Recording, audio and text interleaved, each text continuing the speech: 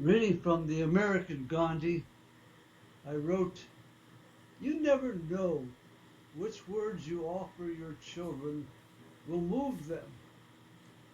My first son, Todd, recently thanked me for telling him once in his childhood, question authority. The Buddha, the Buddha put it in this way for all of us. Don't accept something because you have heard it many times, because it has been believed traditionally for generations, because it is believed by large numbers of people, because it is in accordance with scriptures, because it seems logical, because it is in line with your own beliefs, because it is proclaimed by your mother, by your teachers, who have attractive personality and for whom you have great regard. Accept it only after you have realized it yourself at the experiential level and have found it to be wholesome and beneficial to one and all. Then, not only accept it,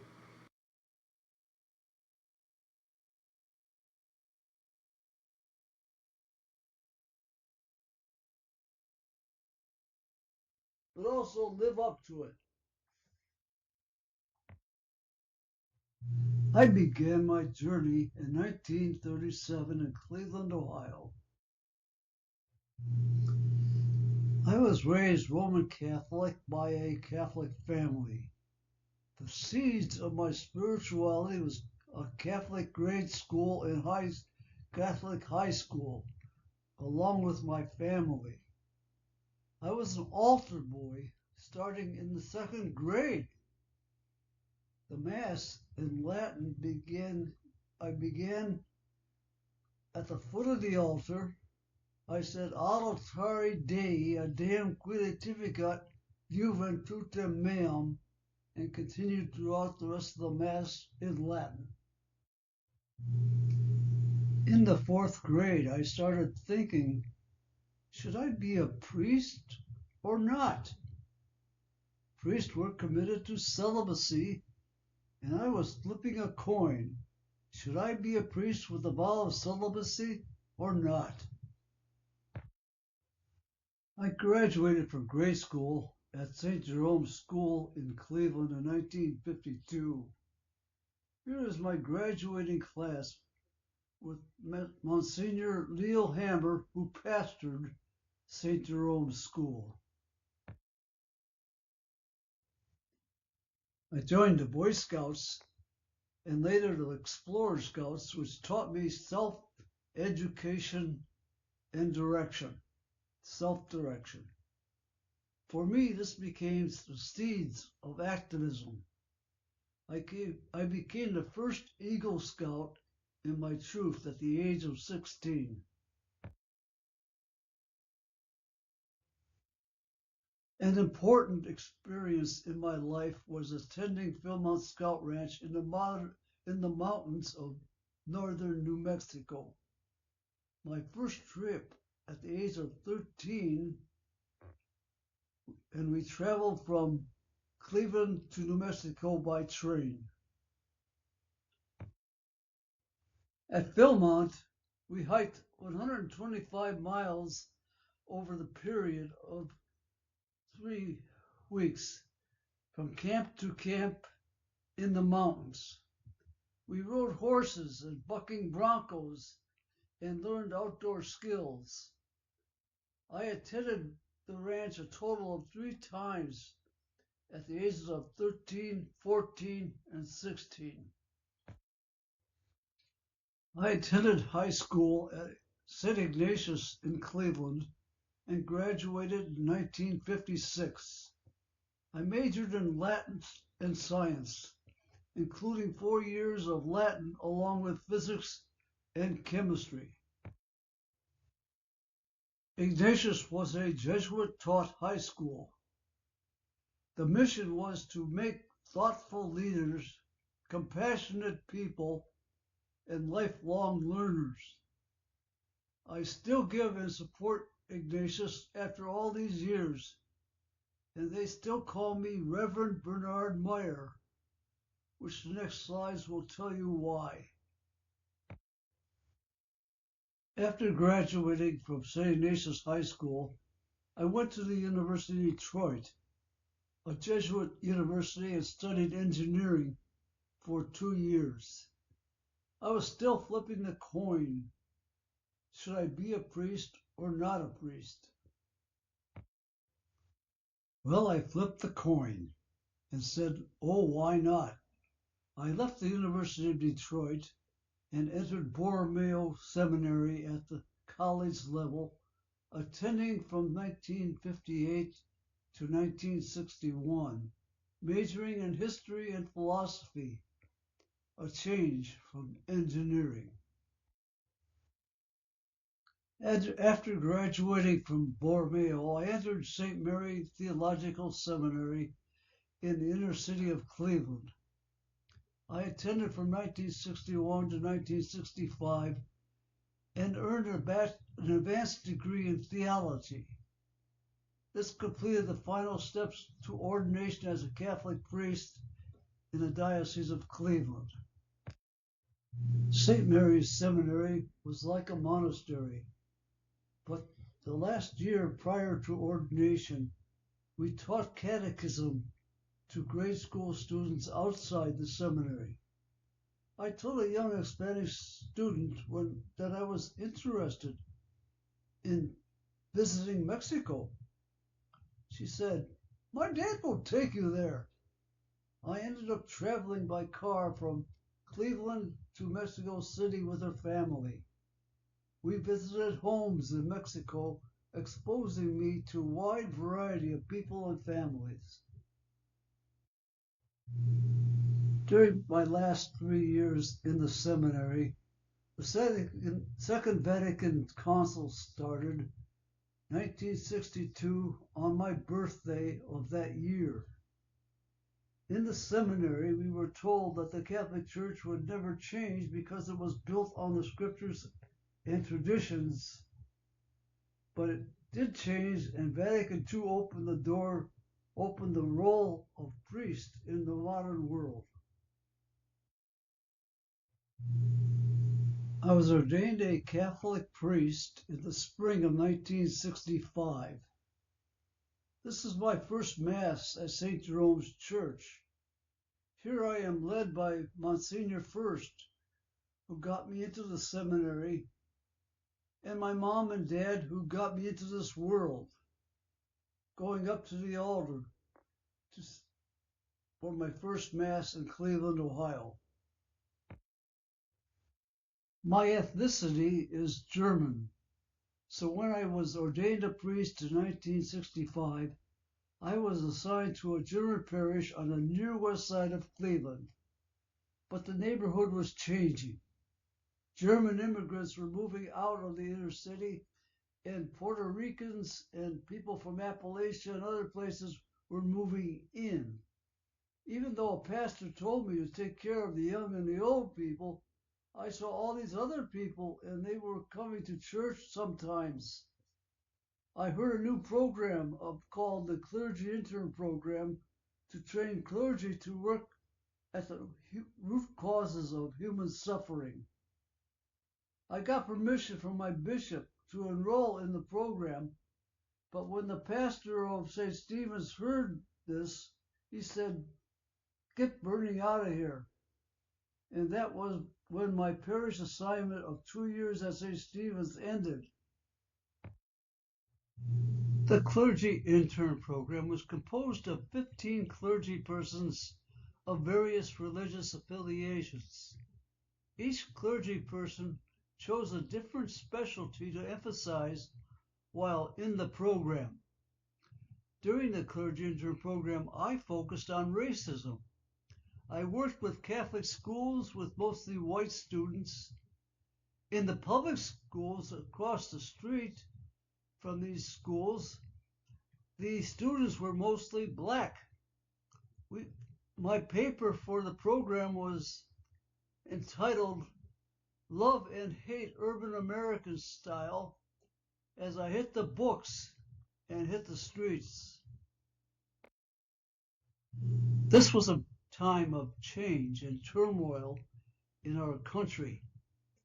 There were new programs from the War on Poverty, like Head Start, Medicare, Medicaid, and food stamps to reduce poverty and promote economic opportunity. The war in Vietnam was at its pinnacle in 1968. Martin Luther King Jr. was assassinated in April of 1968.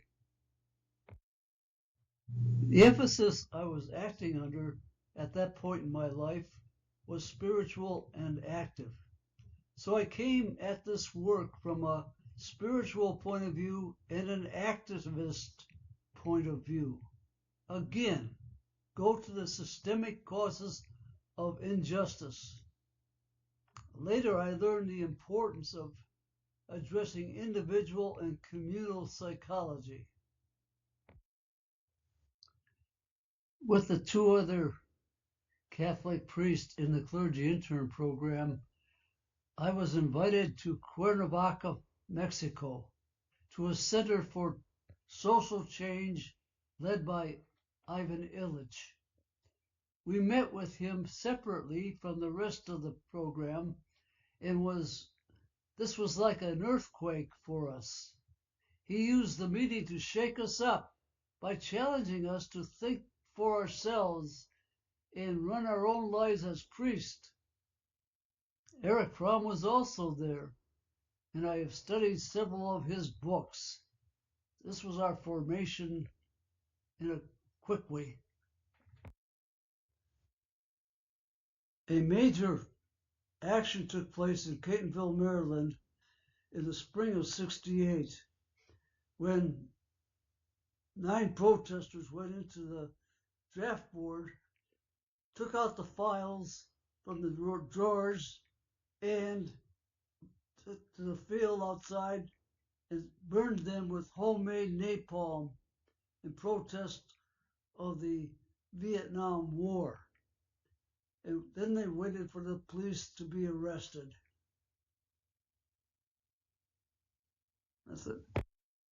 When the clergy intern program ended in June of 1968, I did not have an assignment to a new parish from the bishop because of my irregular activity during that program. So I was free for the summer. Robert Kennedy had just been assassinated while running for president. I looked up Dan Berrigan of the Catonsville 9 in Pueblo, Colorado, where there was a conference going on. We did some radical activities there, like challenging Rome to do away with the new prohibition on birth control. In August, Dan invited me to Milwaukee, Wisconsin, where he addressed an audience of nuns about the Catonsville 9 action. Dan invited me then to a retreat in New Jersey, where over 100 people gathered to plan another action like the Catonsville 9 action. I went to the retreat, but I did not participate in the next action in November in Milwaukee. When I returned from New Jersey, the bishop needed a priest to work in the black community at St. Agatha's Church on the east side of Cleveland. He assigned me to St. Agatha's. A shootout a few weeks earlier had left 4 policemen and 7 black men dead right across the street from St. Agatha's. At that time it was called the Glenville Community. The shootout, known as the Glenville Shootout, it was followed by a riot. When I moved into the parish, I looked up one of the black leaders who was in jail and talked to him. I also made a mild effort to support he and his family with a donation. While serving St. Agatha's Parish parishioners and the community, I also began to plan a draft board action working with the Cleveland Catholic Peace Movement. Bob Begin, a priest from the suburbs of Cleveland, also involved lay people from his parish. Lay people in the Catholic Peace Movement wanted to challenge the church. They said, let's take over the Cleveland Cathedral at a time of midnight mass and conduct the mass in a way which would challenge the church on racism, poverty, and the war in Vietnam. I agreed to that, even though I thought it would be bombastic, and it was. We took over the cathedral ahead of the mass that was scheduled for 12:30 a.m. on Saturday night. We surrounded the altar, 43 lay people and me and Bob, 1,200 people in the church attending the mass. We started the mass. During the mass, we were interrupted continually by the priests who were supposed to say the mass. At communion time, all the people have been evacuated except for the McGuires from our peace group. A line of police invited in by the cathedral priest lined up along the communion rail. Bob attempted to pass through the police line to give communion to the McGuires who came up from the congregational place, and the host went flying in the air. I saw the chaos there and did not want to be involved. I sat down on the floor behind the altar with a couple of people next to me. At that point, the police came and picked me up and carried me down the center aisle, and Bob was escorted out behind me, walking and singing song. They put me on the ground of the curb in front of the cathedral where hundreds of people gathered outside wondering what was happening. We were arrested on the curb in front of the cathedral and taken off to jail. Two of the priest's friends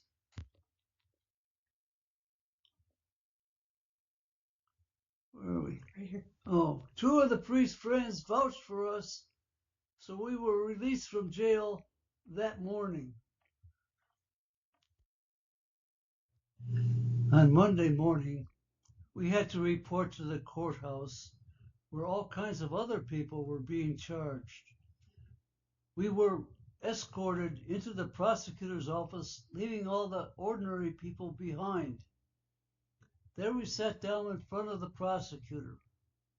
Bob and I were next to two Monsignors from the cathedral. Our lawyer, Jerry Messman, was behind us. The prosecutor said he would drop the charges if we would not involve the government and go see the bishop. We agreed to this, and we were escorted out of the prosecutor's office with the charges dropped. We went to the bishop and talked to him for over an hour. He wanted us to apologize, but we would not. Then we asked him if we should get jobs, and he said yes, since we would not be returning to our parish assignments without apologizing. He gave us his blessing and told us to go out the back door because there were too many people at the front door. We went out the back and were arrested again with a different charge for the same action. After the cathedral arrest, Bob and I were invited to many places around town and across the country to talk about what happened at the cathedral. In the meantime, we met with families, the people who organized the Catholic Action or Cathedral Action, and said, what do we do? We decided to form a community, and I suggested we name it the Thomas Merton Community, because Thomas Merton had just died and was one of my great teachers. We bought houses on the near west side of Cleveland, 5,000 for one of them, the poor area of town that had been evacuated by the middle class, and bought other houses to form the community to live like the Catholic worker communities across the country. We moved in with young people. Bob and I moved in with young people for a rich experience of community living. From my point of view, the cathedral action was a warm-up for the DC-9 action. We went to the courthouse for the charges made against us by the church, and nobody showed up. The church dismissed those charges. I was preparing in the meantime for the DC-9 action. My role was to meet the media people and drive them to the Washington Post lobby across the street from the Dow offices. The rest of the group went to the Dow offices on the 4th floor to break a window and throw files to the street below. Some prepared a window so no glass would fall below onto the street. Others hung photos of napalm people and poured our blood on the floor. They also smashed office equipment. They found they had prepared the wrong window, so they went to the other side of the building facing the Washington Post and just smashed the glass in the window. I led the journalists to the 4th floor, and we waited for the police to come and arrest us. We have a video that gives us an overview of the action. 9 persons broke into the Washington offices of Dow Chemical Company at 15th and L Streets Northwest yesterday, read the front page of the Washington Post on Sunday, March 23, 1969. But these were no ordinary burglars. Some rummaged through filing cabinets, shattering the 4th floor window and throwing the files out onto the street below. Others in the group poured vials of human blood onto furniture. Photographers, who had been notified in advance, captured the nearly 10 minutes of chaos until the DC police arrived and led the vandals out in handcuffs. The perpetrators, 4 priests, 2 seminarians, 1 nun, 1 ex-nun, and 1 young draft resistor. All were charged with felonies, carrying up to 25 years in prison. What could have turned these men and women of God from breaking bread to breaking and entering? The group would come to be known as the DC-9, although they came from across the country. They were united by a sense of anger over the Vietnam War. To me, the loss of lives, Vietnamese lives and American lives in the war, was just so intolerable. They also shared a sense that the church needed to be doing more.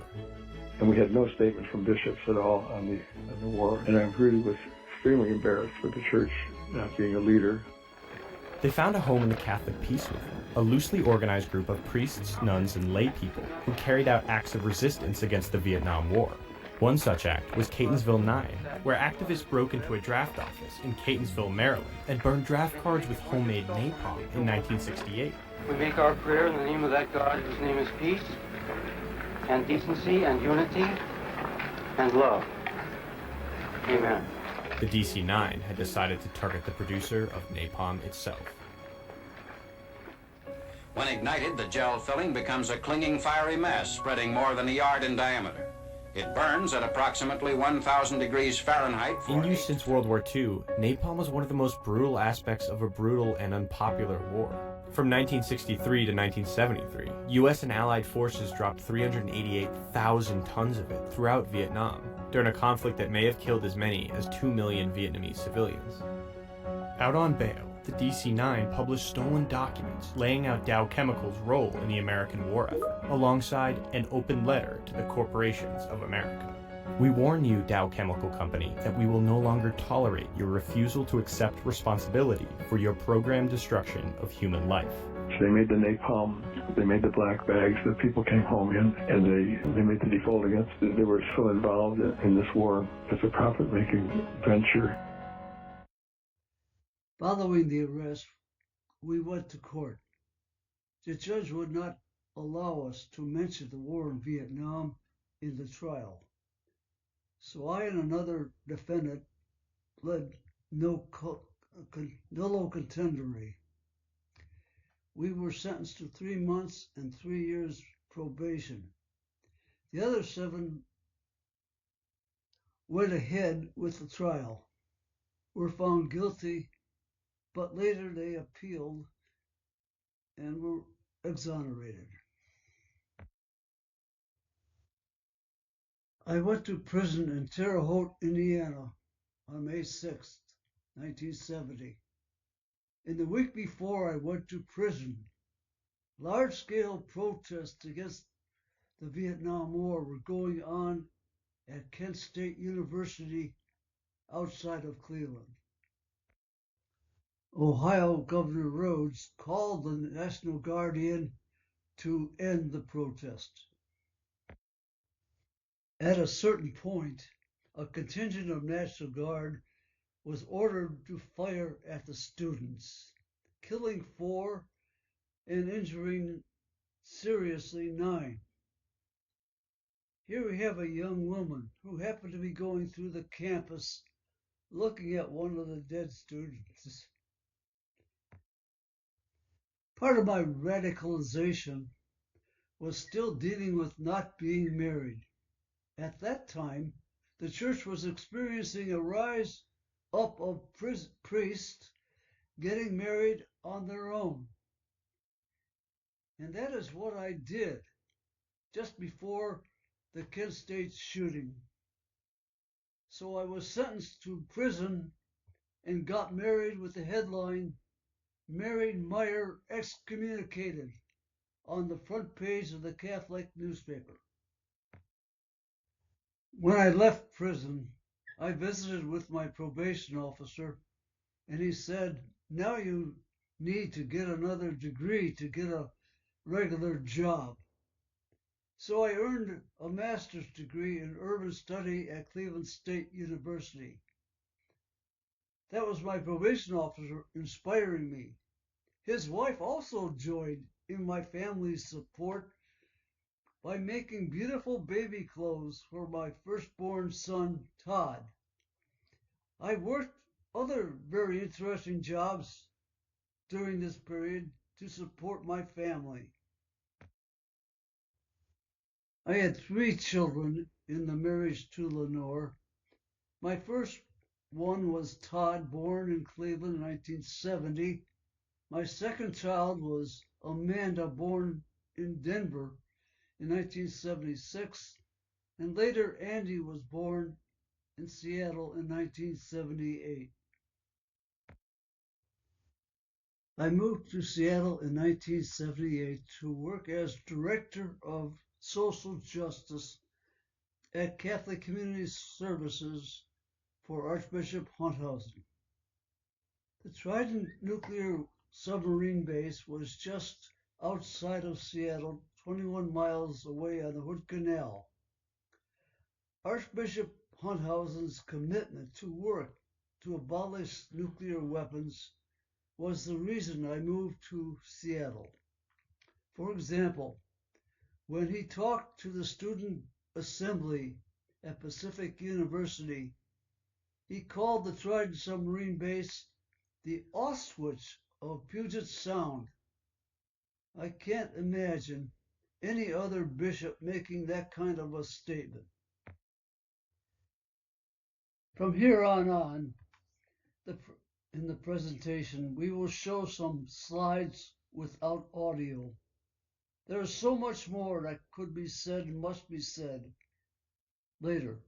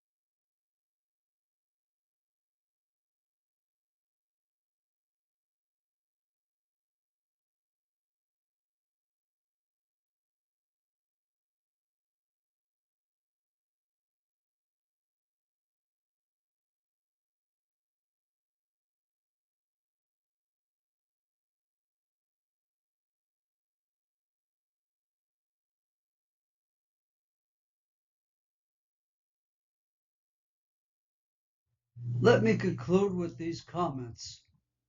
On September 11th, 2025, I awoke at 5:30 a.m. and wrote, putting together the 88 years flow of my life for the October 10th presentation at Traditions has enabled me to see my own lifespan and meaning. Not only that, but the thousands of years in India and the other periods of human life by trips to India. Not only that, but the millions and thousands of years of global existence in both material and spiritual views. So, friends, I have many sources analyzing all this. Also, I have written books and essays such as The American Gandhi by Truth Seeking with Humanity at the Crossroads and The Crux of the Matter, autobiographical foraging into being authentic during these times. In recent years, I have written other essays also, so thank you for coming, and let's open it up for discussion.